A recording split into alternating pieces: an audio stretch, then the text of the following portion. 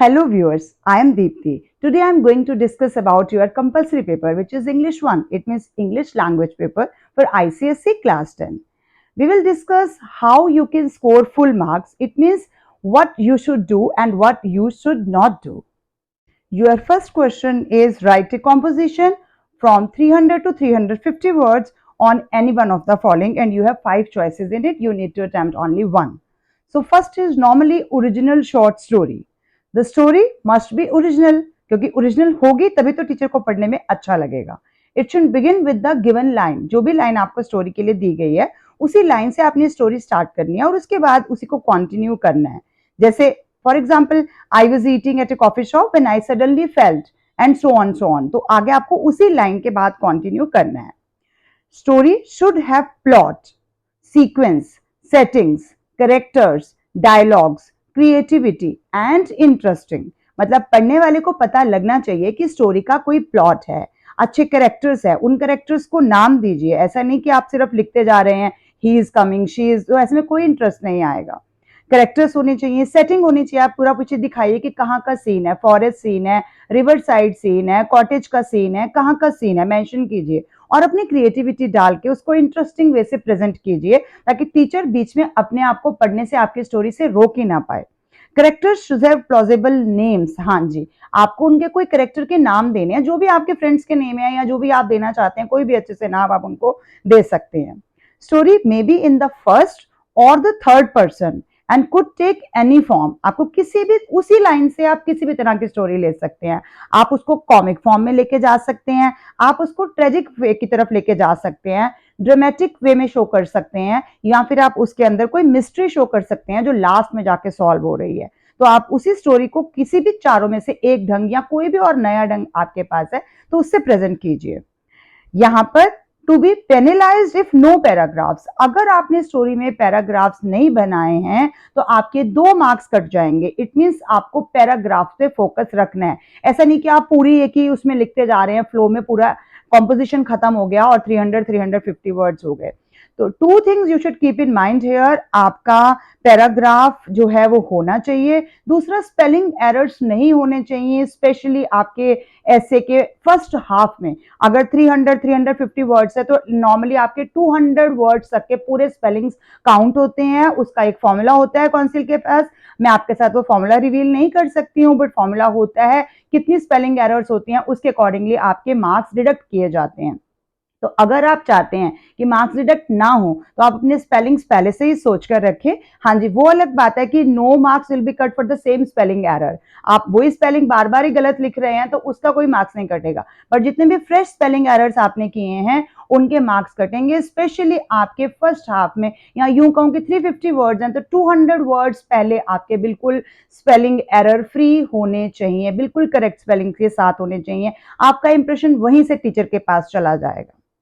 Second आता है हमारे पास narrative composition. The composition should be within the experience of a 15 to 16 year old child. आप जिस एज में हो उसी के हिसाब से आपको नरेशन देनी है. ये नहीं कि आप 60 ईयर ओल्ड बन गए और आप उसके हिसाब से नरेशन दे रहे हो. तो नरेटिव कंपोजिशन आपकी एज अप्रोप्रिएट होनी चाहिए. It should give clear sequencing of events. किसके बाद क्या हो रहा है, ऐसा नहीं कि स्टार्टिंग में पहुंच गए, एकदम एंड पे पहुंच गए, फिर स्टार्टिंग में पहुंच गए, ऐसा नहीं है.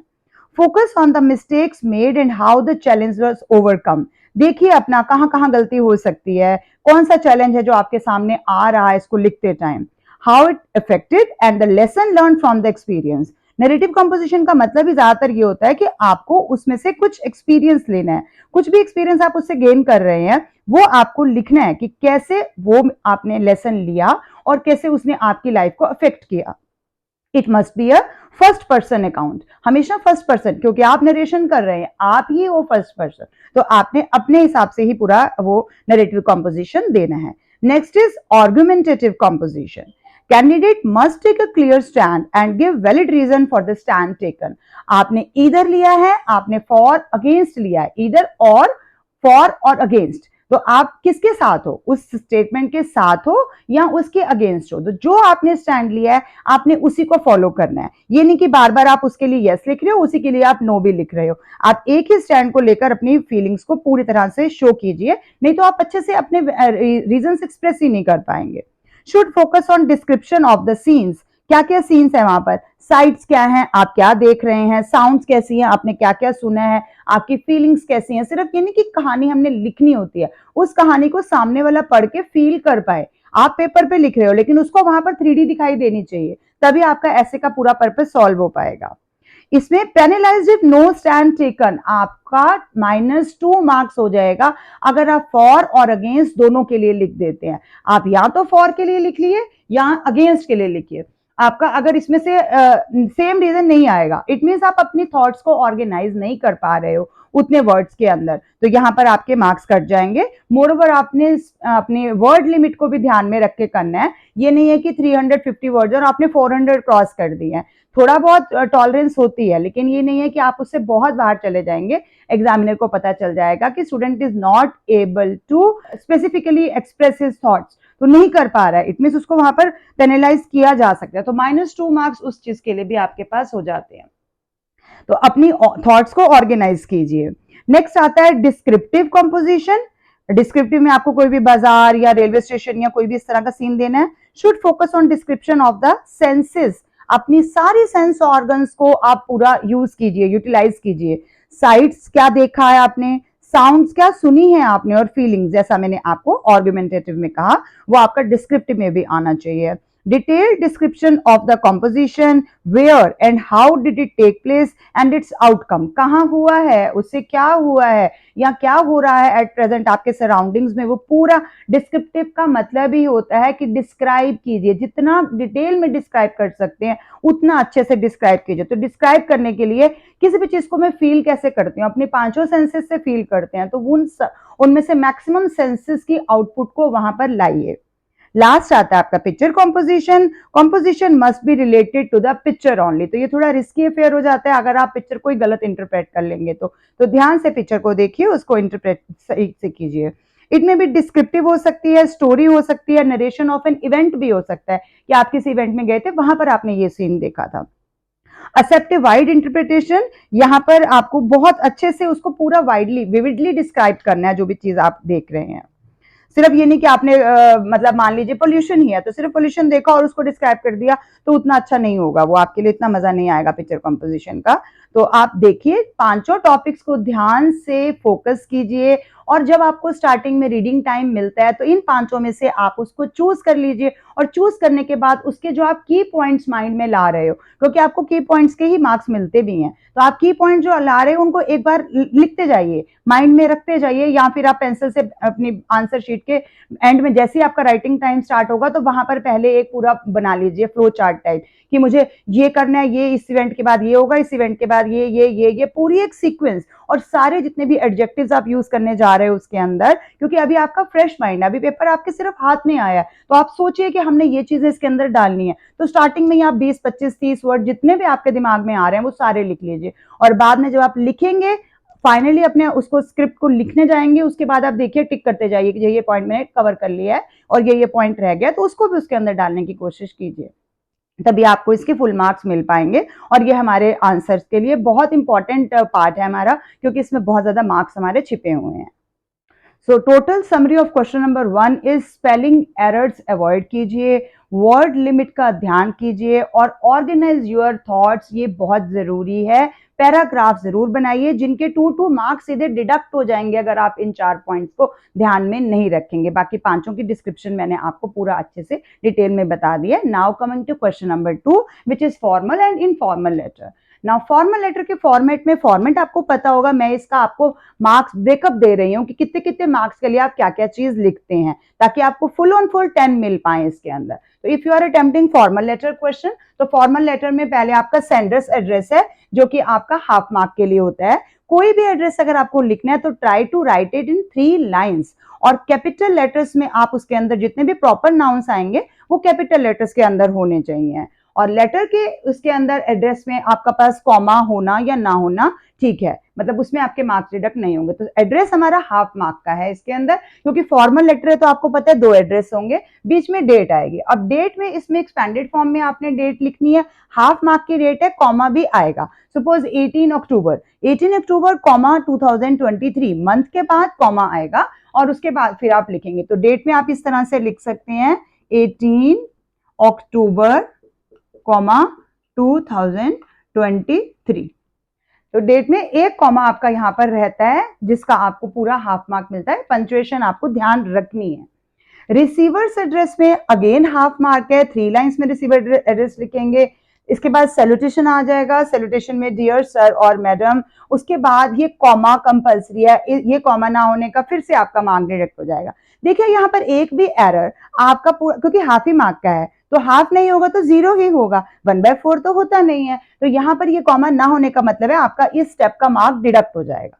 यहाँ पर सेंडर्स एड्रेस में अगर आपने कैपिटल लेटर नहीं लिया या आप सिटी का नाम लिख रहे हो, स्टेट का नाम लिख रहे हो, वो नहीं लिखा कैपिटल लेटर में, तो आपका पूरा हाफ मार्क को कट जाएगा। इसके बाद हम अंदर आ जाते हैं। लेटर के अंदर आपका कंटेंट है।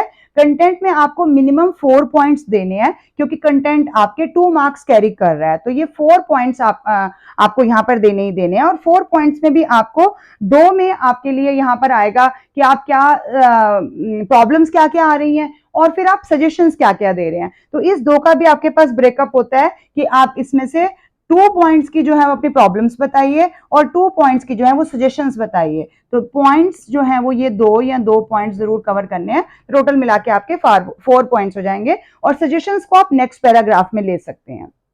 यहाँ पर आपकी ऑप्शन है, आप थैंकिंग यू नहीं भी लिखेंगे तब भी ठीक है, लेकिन ये लाइन हमारे लिए ऑप्शनल है। यूअर्स फेथफुली के बाद ये कॉमा हमारा फिर से हाफ मार्क कटवा देता है, तो यहाँ पर भी ये कॉमा आपके पास होना चाहिए, यूअर्स फेथफुली, तो हाफ मार्क यहाँ पर आएगा। फिर इसके बाद आपके पास नेम आ जाएगा। नेम में भी आपने, क्योंकि ये फॉर्मल लेटर लिख रहे हैं तो आप अपना फुल कैपिटल लेटर में नाम लिख सकते हैं या फर्स्ट लेटर कैपिटल लिख के नाम लिख सकते हैं। तो टोटल मिलाकर फॉर्मल लेटर का जो हमारा ब्रेकअप है वो F plus C plus E, ये 3 पार्ट्स में डिवाइडेड है।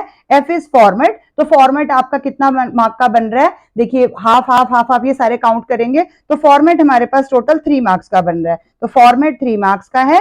कंटेंट आपका ये जो बीच का आ गया यानी कि ये 2 मार्क्स का है। और एक्सप्रेशन, पूरे लेटर के अंदर आपने क्या एक्सप्रेशन यूज किए हैं, ये 5 मार्क्स का है। एक्सप्रेशन में हमारे पास ओपनिंग सेंटेंस और क्लोजिंग सेंटेंस दोनों 1-1 मार्क का होता है, तो 5 में से 1-1 मार्क आपका, आपने ओपनिंग सेंटेंस क्या लिखा है और क्लोजिंग कैसे अच्छे से करी है, तो 5 में से 2 मार्क्स उसी का हो जाएगा आपके पास। तो टोटल अगर मैं एक्सप्रेशन की बात करूं तो स्पेलिंग का यहाँ पर 1 मार्क है, वोकैबुलरी का 1 मार्क है, content organisation, how you organise your content, वो आपका 2 मार्क्स है, एंड पंक्चुएशन का भी आपके पास 1 मार्क है। तो टोटल एक्सप्रेशन में भी आपके 5 मार्क्स छिपे हुए हैं। टोटल लेटर आपका ये 10 मार्क्स का ब्रेकअप मैंने आपको बताया है। तो आपको हर एक चीज पे फोकस करना है। आपका फॉर्मेट सही होना चाहिए, कंटेंट वैल्यूएबल होना चाहिए और एक्सप्रेशन बिल्कुल स्पेलिंग एरर फ्री होना चाहिए, प्रॉपर स्पेलिंग्स के साथ, प्रॉपर वोकैबुलरी के साथ, ग्रामेटिक एरर्स भी नहीं होनी चाहिए।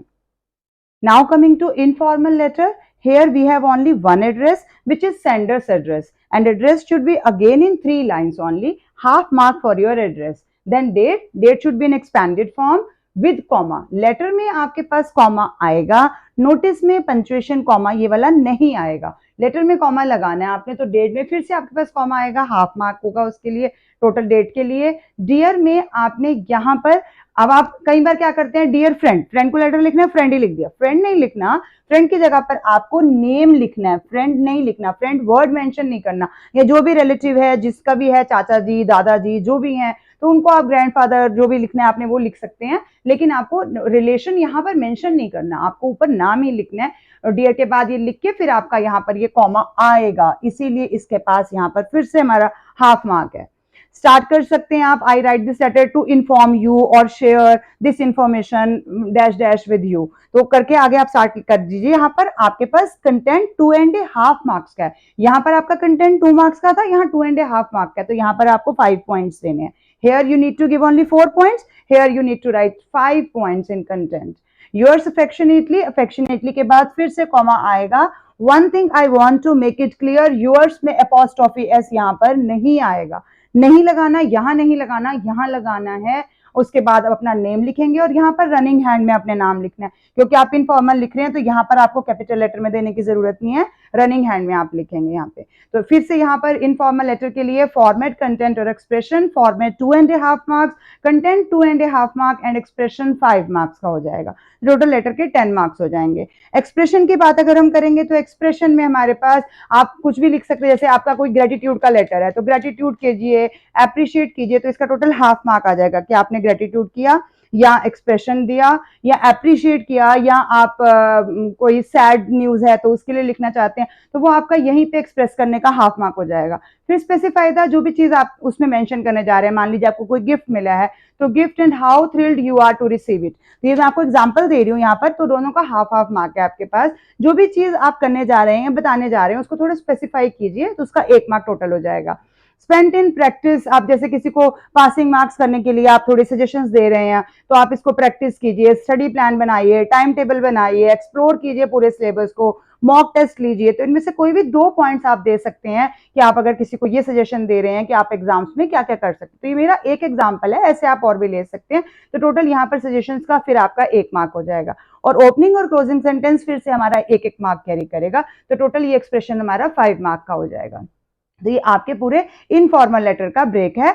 2 चीजें जो हमने सबसे ज्यादा ध्यान में रखनी है, डियर यानी कि सैल्यूटेशन के बाद हमारे पास कॉमा आएगा, वो दोनों में कॉमन है। यहाँ पर आपका यूअर्स फेथफुली आएगा, यूअर्स फेथफुली के बाद कॉमा आएगा, और इनफॉर्मल लेटर में हम यूअर्स अफेक्शनेटली लिख देते हैं, तो अफेक्शनेटली के बाद भी आपके पास कॉमा आएगा।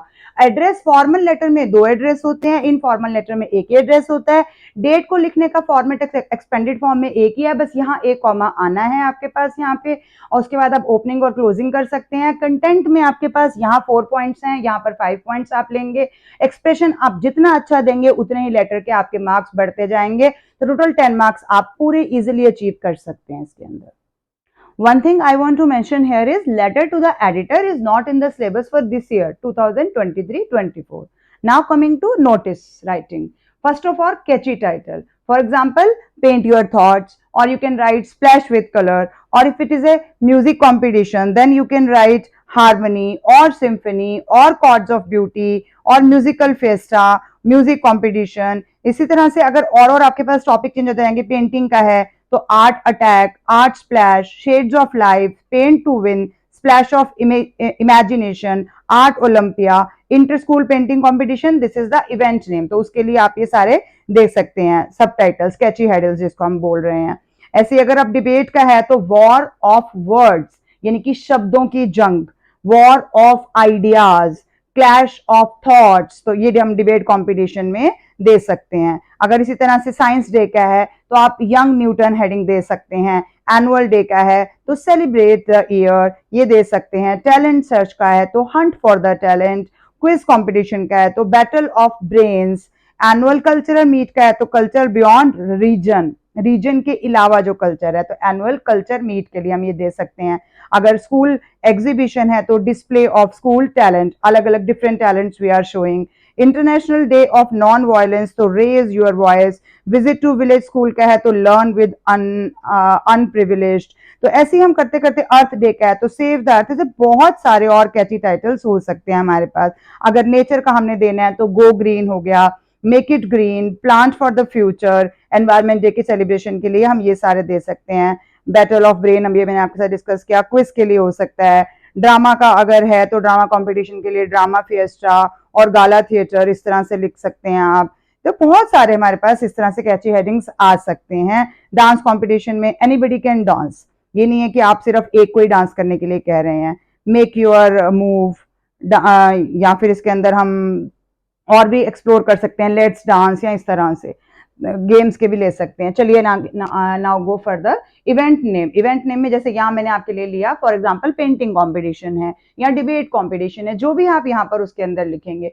फिर डेट आ गई, डेट में आपने यहाँ पर एक्सपेंडेड फॉर्म में डेट देनी है। लेकिन one more point I want to mention here which I came to know recently is in notice in date we have no comma. Comma यहाँ पर नहीं होगा, कॉमा लगाने पे आपको यहाँ पर हाफ मार्क कट जाएगा, क्योंकि आपका लेटर में कॉमा है डेट के अंदर और नोटिस में कॉमा नहीं आएगा। तो यहाँ मंथ के बाद जहां हम कॉमा ले रहे थे वो यहाँ पर नहीं हमने लेना है। टाइम अगेन हाफ मार्क का है। इवेंट नेम 1 नंबर का है। कैची टाइटल आपका 1 मार्क कैरी कर रहा है।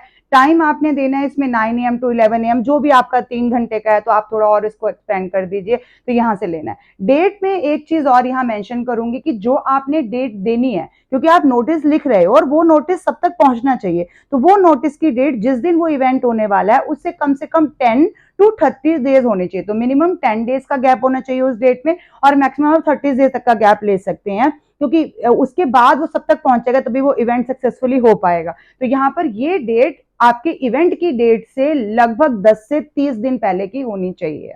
वेन्यू में यहाँ पर फिर आपका 1 मार्क कैरी करेगा, जिसमें आपको पहले स्मॉलर और फिर बिगर वेन्यू लेना है, जैसे कि ऑडिटोरियम है और फिर ये स्कूल है, तो इस तरह से आप ले सकते हैं। तो पहले आपका स्मॉलर वेन्यू और फिर बिगर वेन्यू आपने लेना है, 1 मार्क कैरी करेगा।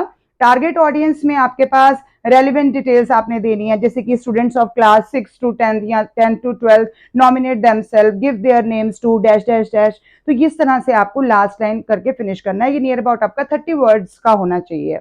जो आप डिटेल दे रहे हो, ये टोटल पैराग्राफ आपका 30 वर्ड्स का होना चाहिए। यहाँ पर फिर ये टोटल आपका पूरा नोटिस जो है वो 5 मार्क कैरी कर रहा है, 1 2 3 4 and 5 marks. Now coming to email. In email to address, to के बाद हम एड्रेस लिखेंगे। कोई भी आपको यहाँ पर ईमेल एड्रेस देना है, फॉर एग्जांपल प्रिंसिपल ऑफ जो भी है @gmail.com। यहाँ पर प्लॉजिबल ईमेल आईडी होना चाहिए, सिर्फ आप ईमेल ऐसे लिख के नहीं छोड़ सकते, कोई ना कोई नाम आपको देना है। चाहे प्रिंसिपल का कोई फेक नाम दे दो, लेकिन आपको वहां पर नाम देना है। No names to be mention means यहाँ पर अगर आप उस तरफ ले रहे हैं तो आप उनका नाम नहीं लिख रहे, आप उनका ईमेल एड्रेस ही लिख रहे हैं। इवेंट यहाँ पर हाफ मार्क मिलेगा। इवेंट नेम में आपको सब्जेक्ट देना है कि किस चीज के लिए आप ईमेल राइट कर रहे हैं, किसी को आप अपने उसमें वेलकम के लिए बुलाना चाहते हैं या क्विज होस्ट करने के लिए बुलाना चाहते हैं। तो यहाँ पर फॉर एग्जांपल हमने साइंस क्विज का लिया है।